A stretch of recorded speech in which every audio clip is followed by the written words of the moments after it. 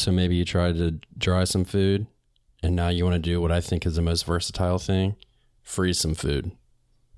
Today, we're going to talk about freezing fresh fruits and vegetables and prepared meals. To have a good harvest, one must plant good seeds and must also use the right kind of fertilizer. The carrots have grown large and firm. How good they will taste. Welcome to the Backyard Gardens podcast, a companion podcast to the upcoming documentary Backyard Gardens the Movie, a story about two families growing their first gardens in a world that lacks nutrition. I'm your host and director, Ben Neville. So this is the second time we've done this podcast because I erased the first one, so maybe the second time will be the charm.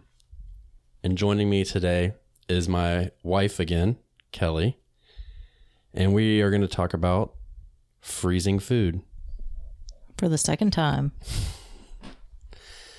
So we started with our food preservation, freezing. That was the first thing we did, right? Was freezing? Yes, that was the first thing we started with. And then we started drying. And then we started canning. We kind of went all around in circles, I think. But so yeah, we took our stuff we were growing and we wanted to find a way to preserve things that would not can very well. So we started freezing. And my wife is going to tell you the basics about freezing, and then we'll get a little bit more in depth. Well, I guess to start with, we can talk about the different types of things that you'd want to freeze. I think we started with corn, green beans. You could also do carrots or sweet peppers. And then you could also freeze a variety of fruits.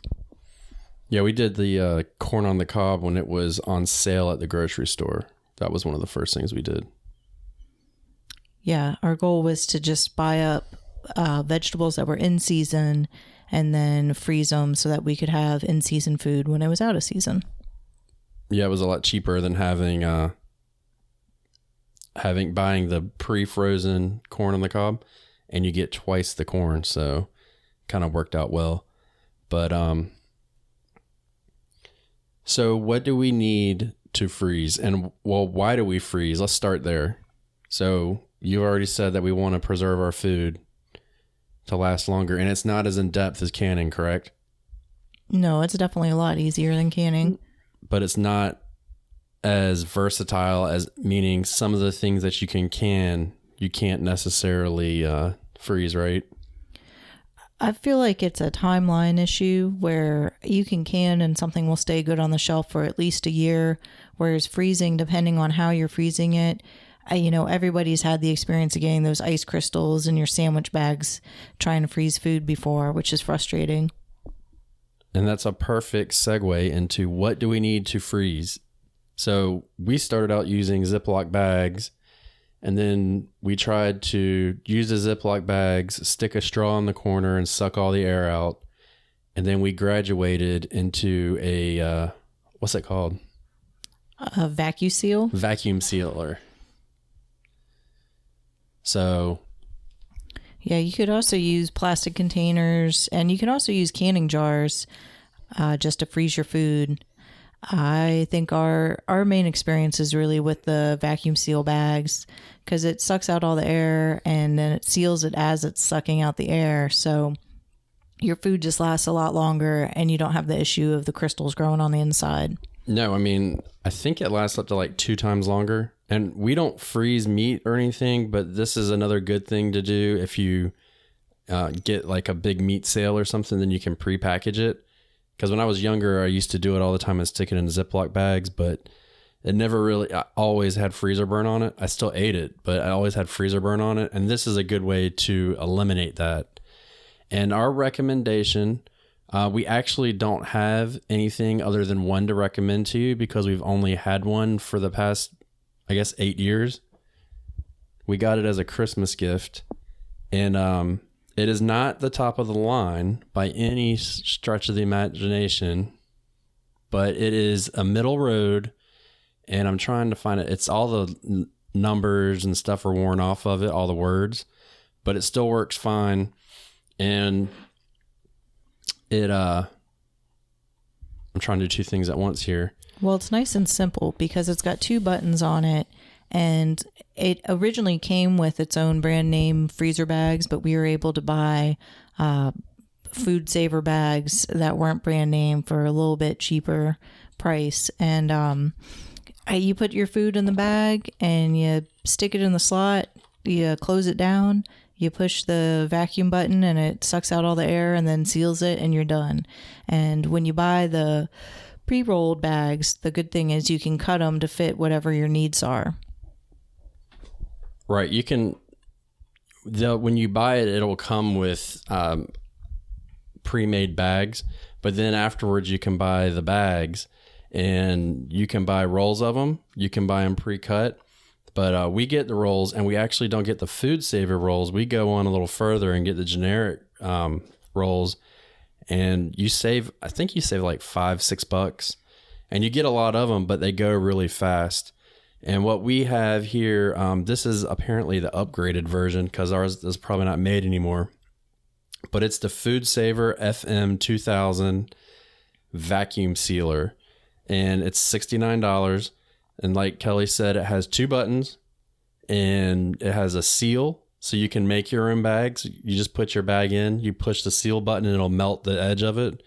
And then it has a seal button, which will vacuum it all out. No, I'm sorry. It has it has a seal button, and then it has a vac/seal button. So when you push that button, it'll vacuum all the air out. And then when it senses that there's no more air coming out, it'll seal it by melting that edge. And like I said, it's $70. And it also has an accessory port where you could hook it up to into a can, but I've never, when I say can, I mean jar, but I've never used it because you have to have a special top, and I just never really felt like doing it. But it also has an accessory port for that. And the upgraded models, they can get up to like $200 or something, but this is simple, it's small, it's easy to store, and we use it for everything. We don't just use it for our vegetables. We'll cook meals, and then we will freeze the meals for later dates, so we don't have to buy frozen foods. We have quick meals already made. So there's a lot of different things you can do with it. And we'll talk more about that in a few minutes, but let's get back to the vegetables. So when it comes to vegetables, a lot of times you're going to want to blanch the vegetable.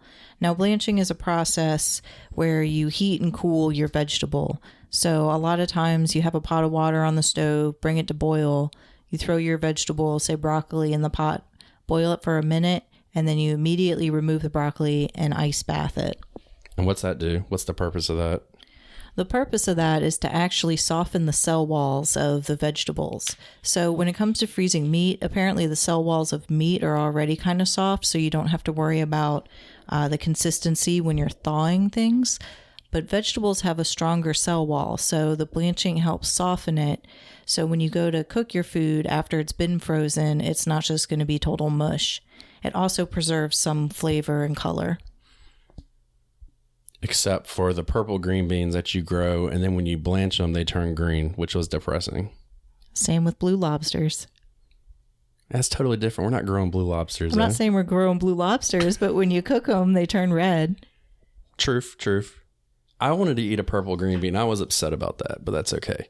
And on the note of green beans, we started off freezing those, and I realized that I did not like frozen green beans as much as I like them canned. I don't know why that is, but so we ended up canning our green beans after that, but we had a lot of time to experiment with different foods and stuff like that, different vegetables to freeze. And what are the top vegetables that, because I know I may have said this in the previous podcast, but I'll say it again. My wife does all the canning and the freezing for the most part, and I do all the stuff outside. So she usually handles all that. So what are you usually freeze? As of recently, we've been freezing okra, we freeze corn, and then mostly it's prepared meals nowadays. Oh, we freeze fruits too. We went and picked fresh strawberries this year. We didn't grow quite enough to make jelly or freeze on our own, but we went down to a local farm and picked a couple pounds of fresh strawberries, and we froze those. We froze them and made jams and jellies, which is coming in the next episode. And there's certain fruits that we like to eat a lot too, like blueberries and mangoes, that are definitely easy to freeze and reconstitute and cook well after freezing. Yeah, since we started canning more, we got out of freezing as much because we found that the things that we like to can, we actually use more. But we've tried eggplants, squash, zucchini, bell peppers. What else? We've done potatoes where we've shredded them and frozen them as hash browns. Oh, yeah, that worked out good. But what the Food Saver did end up doing is and it's like we said, we pre-cook our meals and use it that way too. So it's a multi-use tool for your kitchen. You can get more than one use out of it, which in my mind, I think it's a good way to get the biggest bang for your buck. So we would do pancakes. We'd do a lot of pancakes. We would make a huge batch of pancakes. I mean, more pancakes than you'd ever want to eat. And then we would freeze those. And the trick behind freezing is if there's anything that you're going to freeze that's soft, you want to pre-freeze it so it's not soft and then stick it in your bag and freeze it. Right? Yes. The same goes with when we've made homemade vegetable burgers. Same thing. We make a huge batch and then you have to freeze those ahead of time before you seal them in the bag. Yeah, Miyoko Shinner has a good book for all the plant-based people out there. It's called the Make Ahead Vegan Cookbook, and it gives you recipes like that, and it's specifically designed for you to cook these huge batches and then pre-freeze them all. So, it works out well. And then the thing with this is even though we're kind of talking more about freezing meals, but you can also use your fresh cut vegetables and herbs and stuff like that in there, and then you can get you can use your vegetables that way and then continue to enjoy them throughout the year. And one thing we did freeze is basil. We used to freeze basil a lot too before, and then we made pesto, and I think we froze pesto for a bit. I don't remember now, but maybe. Yeah, I remember making these little tiny bags of like single serving pesto. It was kind of a pain, but we did that. And then we would do beans. We would get dried beans, and then we'd pressure cook those, cook them down. And we did the math, and I think it was like a can of beans ended up being like 4 cents or something by the time you were done. And we would pre-freeze them in cans of beans and the size of a can of beans. So those are some ways to use this Food Saver other than your vegetables. But getting back to the vegetables, is there anything about freezing fruits that people should know? Just that there's a variety of way to do it. You can freeze fruits just whole, or you could water pack, sugar pack, or syrup pack them.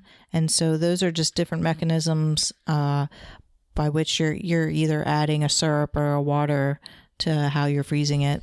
What does a syrup do? I think it just keeps it sweet. So is a syrup like a sugar? Yeah, the syrup's a combination of some water and sugar. I mean, it's kind of like when you cook, or not when you cook, when you eat canned fruits, the syrup, I believe, is just sugar. So that's a way to get sweeter fruits out of there. And then for the vegetables, you said blanching. Did you cover all that stuff? Yeah, I believe so. I mean, with the blanching, like I said, it inactivates the enzymes. And so those are the things that can affect flavor, color, and texture. And you pretty much just select your vegetables and blanch per recipe. Now, we usually recommend always following a recipe when it comes to at least canning for sure.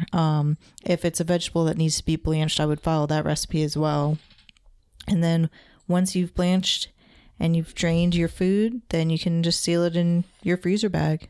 And if you have any questions about canning or freezing, you can go to, once again, pickyourown.org, and right on the front page, it'll say freezing instructions, and it'll pull up a list of different fruits and vegetables that you can freeze, and then you can click on it and it'll tell you. So let's look at broccoli. No, you already talked about broccoli, didn't you?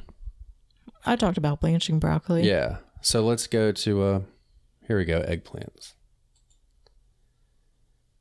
So when you do the eggplants, it will tell you here that you need to blanch it, and it'll tell you that it cooks down and that you need to add a little bit of lemon juice to it, which would bring up the acidity. Yes, it would. So that'll make it last longer, correct? It'll kill bacteria. Okay. And it just pretty much breaks down. It's pretty simple, but it'll tell you to get your pots ready and then just blanch it. And it'll just kind of reiterate what Kelly just said. And it'll tell you how long to blanch it for. So for eggplant, you blanch it for 4 minutes. And we used this website when we did ours, but it turned out kind of funky. It was like kind of mush when I got done with it. I probably did something wrong, but it's all trial and error. But also, I think the lemon juice in this recipe is just to preserve color. Because when you slice an apple and you leave an apple on the counter for, half an hour, it starts to brown. Adding a little bit of lemon juice to your apple or probably your eggplant will preserve the color and keep it from browning. Not the new GMO apples. They don't turn brown. Yeah, well, we don't eat those. We don't think. And what's your favorite thing to freeze? Fruit or vegetable? I probably, because we make so many jellies now, prefer to freeze vegetables. And okay, so which vegetable do you like? Green beans. Really? You like the frozen green beans? I like frozen green beans because they're a pain in the butt to can. It's a lot easier to freeze them. True, we got a couple pounds to can now. Well, now we can freeze some. I like to do the okra. So we freeze our okra because one okra plant can give you pounds and pounds of okra. Sometimes you're getting 2 or 3 okra a day for the last part of the summer. And we will freeze it and use it in our stews and soups and different things like that. The only downfall of okra is it gets slimy when you cook it. But the freezing doesn't really change that. But if you add it into the stews and stuff, it kind of, I guess it masks it. But we had an issue last year where our friend Florence came to give us a visit and we had froze. How much do you think we froze? It was a lot. A couple pounds easily. Yeah. I mean, we had like 5 huge packs. I would say probably 5 pounds of okra at least. And we were giving away a bunch, but then we lost power. And when that happened, everything thawed. And we had lost power for like 6 days, I believe. And when we went back to it, it was all moldy. So that's something to keep an eye out when you're freezing food, is if you live in an area where you can have power outages, especially in the summertime, then you need to keep that in mind, that all the stuff that you froze might not make it. So we had to throw out an entire crop of okra. So we learned our lesson with that. But if it's the wintertime, it's not a big deal because anything that's frozen, you just take it outside and stick it if it's cold enough and it'll freeze. And that goes along with when we were talking about freezing the pancakes. We used to do that up north where in the middle of winter, we would cook our pancakes and then we would take them and lay them on a cookie sheet. Not a cookie sheet. It was a, what is that thing called? Yeah, baking sheet. Or I was talking about the wire thing that you use when you bake. Cooling rack. A cooling rack. Excuse me. I need to watch more. I nailed it. And we would set those out on the porch and just let it freeze. So we have like our whole table on our back porch covered with pancakes in the middle of the night, and then they'd freeze, and then we could bring them in. Because otherwise, you got to do it in batches in your freezer. So in the middle of winter is a good time to do stuff like that. But just keep an eye out if you're in the summertime and you're going to be losing power or anything like that for an extended period of time. Just remember that that is an issue with freezing food, which is where in our next episode we'll talk about canning, where you don't really have to worry about that. And some of the other vegetables that I was just thinking about that I like to freeze would be peppers, because I'd rather have a frozen pepper than a canned pepper. Same with maybe asparagus. No, a canned, what's it called when you char the peppers? Roasted red peppers. They're good canned. Well, they're good canned, but just your regular run-of-the-mill rainbow peppers, green, yellow, orange. I'd prefer to have those frozen. Yeah, and you don't freeze the whole pepper. No. You cut the pepper, and then you freeze it like you're going to cook it. So it's just like when you go to the grocery store and you pull it out, you put it right in the pan the way that you freeze it. So it does take a little bit of prep time, but when you go back to use the peppers, then bada bing, it's ready to go. You don't have to do anything. You just throw it in the pan. Same with broccoli and cauliflower. I can't imagine eating canned cauliflower. Oh, that'd be horrible. Yeah, that'd be really gross. I'm not a cauliflower fan. I'm not on that bandwagon right now, so I can't really say one way or the other. But Yeah, and a lot of these vegetables too, like we actually have, I don't know, we probably have about 8 or 10 eggplants outside that I need to go harvest. And when I do, I'm going to go ahead and cut them and cook them and then pre-freeze them and freeze them. So we have fried, however we cook them, we might fry them, we might bake them, whatever, eggplants ready for a meal. So that's something that, like, some of these things like squash and whatnot,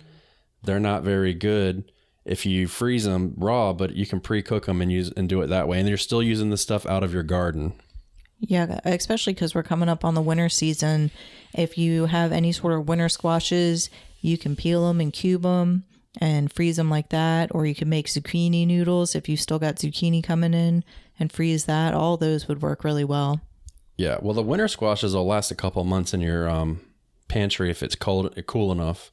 But yeah, the squashes and stuff, like we did zucchini, we pre-shredded it, and then we used that solely for zucchini bread, and that worked out great.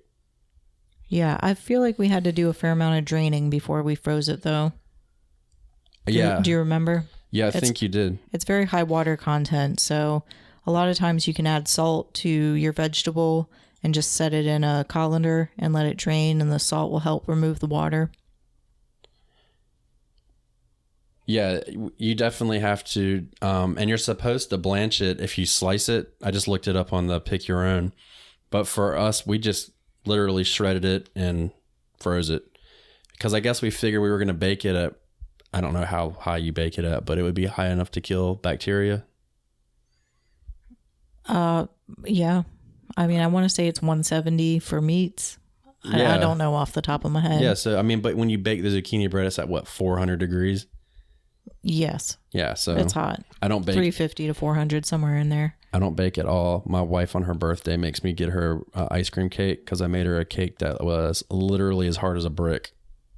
It wasn't his fault. It was gluten-free. I know gluten-free's come a long way, so this was about 5-10 years ago. And there's nothing like baking a cake for your wife's birthday and then being like, can you help me get it out of the pan?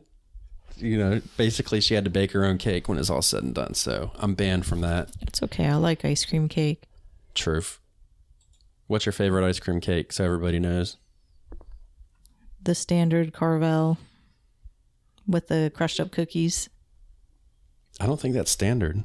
Yeah, that's standard. Is it? With chocolate on the bottom and vanilla on the top and some sprinkles. And the cookie crumble in between. With actual cake in it? No, it doesn't have actual cake. It's got vanilla on the top, a layer of cookie crumble, then chocolate on the bottom. Oh, vanilla ice cream, chocolate ice cream? Mm-hmm. Oh, that's just ice cream. I like it when it's actually cake. We got to find a happy medium. So yeah, and you can freeze soups too. They don't work as well in the bag. If you freeze them in the bag, you kind of got to lay it and get a little flat, but you can use Tupperwares and stuff like that. But remember, if you have air in it, it will mess up the shelf life, I guess is what you call the freezer life of it. Well, you have to make sure that if you're using a jar, especially if you're doing soup, that you have enough headspace. And headspace in this case is talking about having enough room for the food to expand, because it will expand as it freezes. So you're supposed to leave about a 1/2 inch of headspace. So when it's all said and done, freezing is pretty basic. There's not a whole lot to it. You just need the right tools.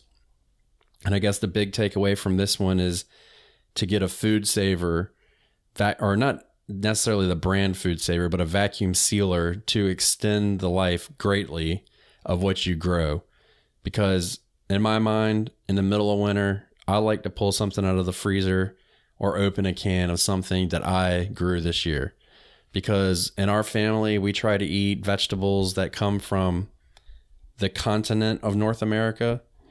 So, you know, you don't get eggplants in the middle of winter here. So we can pull out some eggplant, and we know that we can still have it, and we can add that diversity into our lives, into our diets that way. So that's just the important takeaway behind freezing is don't eat freezer burn stuff anymore. It's not really, it's not necessary once you get the right tool, and you don't have to rush out and get the most expensive product. Like I said, we've been using the middle range one for years. It's really easy to use, and you can get the refills for it even cheaper. It just depends on how much work you want to do. But cutting and making your own bags is literally just taking a roll, measuring how big your food is, and then you cut. I usually leave about 3 inches ahead of where the top of the food is. You cut it, you seal it on one end, and then you stuff your food in and you vacuum it. And it's real easy to make your own, so you can save a lot of money that way.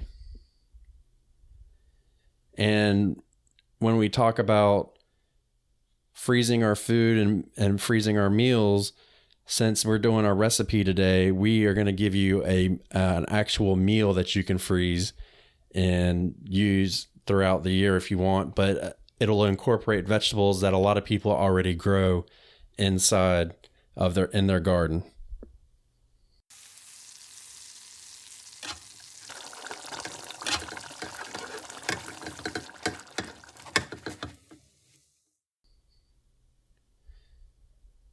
So Kelly, give us the recipe of the day. So our recipe of the day is south of the border black beans and rice. So you would take black beans and vegetable stock, and you'd cook up your black beans, add a cup of water, and you can do this in a slow cooker. You just add the water as needed. You add an onion, some hot sauce, cumin, sea salt, baking soda, and then an extra almost up to 2 cups just to make sure you don't run out of the water. Cook up your beans, add whatever vegetables you'd like, onions, peppers, jalapenos, tomatoes. You add some rice to it, and then when it's all done and it's cooled off, you can freeze. You'd probably want to use a hard-sided freezer-safe container and freeze it for overnight or up to 3 to 4 months. 3 to 4 months. Does it say what to freeze it in? They don't care, do they? Just a hard-sided freezer-safe container. So they're saying you can put it in a Tupperware. And to make this cost-effective, you can use dried beans. Just cook a big bag of dried beans, pre-soak them so you get all the farty fart chemicals out of them. And is it chemicals? Is that what it is? It's not a chemical added. No, it's not an added chemical. It's an enzyme or something. It's something to do with, whatever's in the bean. If you don't soak them well, then it gives you gas real bad. Mm-hmm. Anyways, just take a bag of beans and cook those. So really what it's telling you is that you can freeze the beans and then you can make your own salsa to put on. And we gave you in one of the previous episodes, I think it was episode 1 or 2, we gave you a pico de gallo. Is that how you say it? Gallo. Pico de gallo. Is that double L? Gallo. A fresh salsa recipe that you can use and make out of your own garden. So and then you can add to it or take away as you want. And I'm sure you can freeze rice if you wanted to. I think we used to freeze rice. Did we? Mm-hmm. Okay, so yeah, you could freeze the rice and then you just need to add some kind of salsa. So I hope you enjoy it. We do this a lot. We have this cookbook here that it came out of. It's called the Make Ahead Vegan Cookbook, and it's 125 freezer-friendly recipes. You don't have to use vegan cookbooks if you don't want. That's just what we have. And if you want, and sometimes we'll add tofu to it or whatever. But if you want to freeze meat, as long as it's pre-cooked meat, it's just like freezing anything else. So the freezer life of it might be a little bit shorter, but it's not like freezing a raw meat. So, and you can check out the author's website at veganinthefreezer.com, where she's got some healthy vegan food recipes on there.